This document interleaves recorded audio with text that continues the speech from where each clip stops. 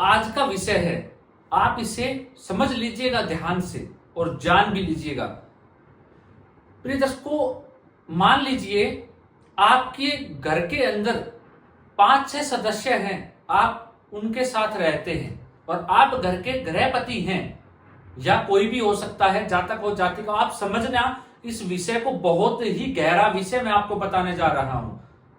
अगर आप ज्योतिषी बनना चाहते हैं, ज्योतिष सीखना चाहते हैं, तो उनमें सबसे प्रमुख ये बात भी है जो आज मैं आपको बता रहा हूं।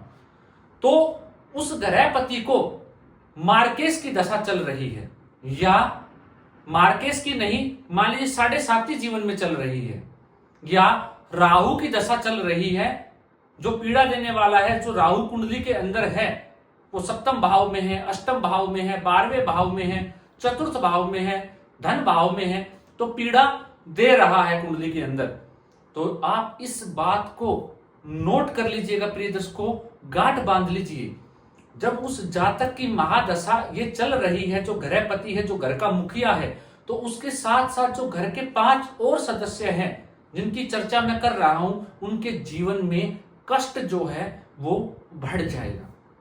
क्या होगा? उनके जीवन में कष्ट की जो मात्रा है वो बढ़ जाएगी।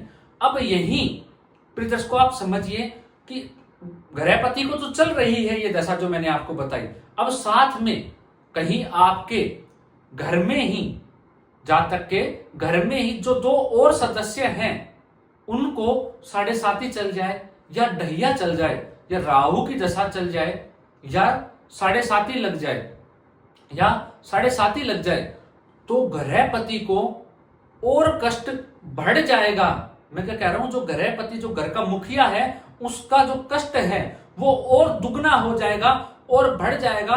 उसके जीवन में और परेशानी आ जाएगी, उसको रोग पकड़ जाएंगे और बीमारियां जो है वो ठीक होने का नाम नहीं लेगी। और कहीं कार्यरत है नौकरी में, तो नौकरी में परेशानी, बाधा, बॉस के साथ वाद विवाद, झगड़ा, राजनीति में है तो राजनीतिज्ञों का जो आपस में साथ छूटना, या किसी पार्टी से उनका साथ छूट जाना, या बिजनेसमैन है तो काम डूब जाना, या कोई कंपनी चला रहे हैं तो कंपनी का ठप पड़ जाना, या कंपनी में मंदी आ जाना, इस प्रकार का व्यक्ति को सामना करना पड़ेगा। या मार्केस की दशा चल जाए, या मार्केस की दशा हो इसमें, तो ये परेशानी जातक को देखने को मिलेगी। किसको? गृहपति का और बढ़ जाएगा। अब प्रिय दर्शकों, मैंने कहा था 5 से 6 सदस्य हैं, अमूमन आजकल 4 ही रहते हैं, न्यूक्लियर फैमिली हो गई, सब सेपरेट रहते हैं, लेकिन फिर भी हम 6 लेके चल पड़ते हैं। ये कितने भी हों, आपको सिर्फ समझना है इस विषय को। अब जो और परिवार के सदस्य बच गए, उनको अच्छी दशा चली हुई है, उनकी जो महादशा है वो अच्छी चली हुई है, तो उनकी जो महादशा अच्छी चली हुई है उसका प्रभाव भी कमजोर पड़ जाएगा, उसका प्रभाव भी आपके जीवन में, आपके परिवार को नहीं मिल पाएगा, और गृहपति को उन मुसीबतों का सामना करना पड़ेगा अच्छी महादशा होने के बावजूद भी। तो प्रिय दर्शकों, आप इस विषय को समझिए। आप ये देखिए, सबसे पहले कुंडली खोल लीजिए, और कुंडली खोल के ये देखिए कि आपके परिवार में किस ग्रह की महादशा आपके परिवार को, आपके पति को, आपके बच्चे को, आपके घर के मुखिया को किसकी महादशा चल रही है।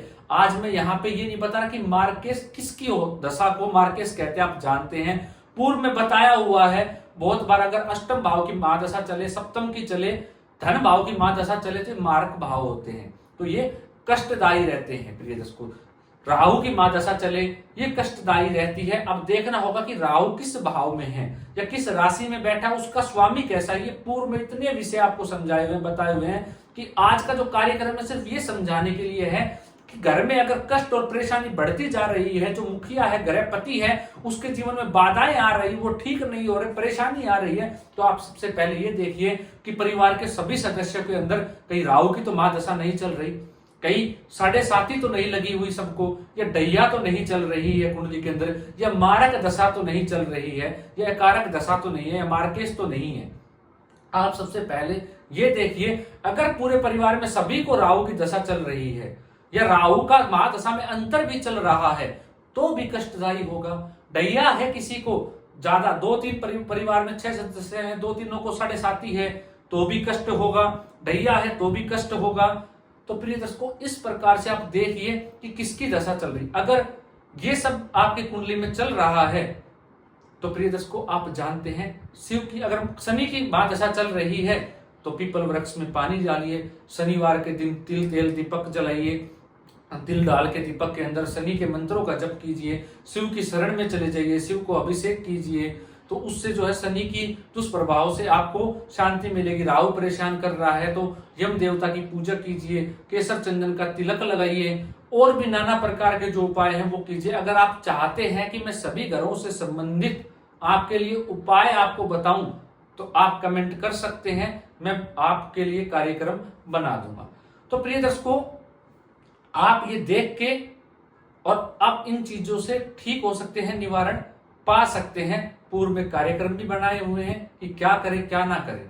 आज के लिए इतना ही, इजाजत दीजिए मुझे, मिलता हूं कोई नया और अद्भुत कार्यक्रम लेकर आप लोगों के लिए। नमस्कार।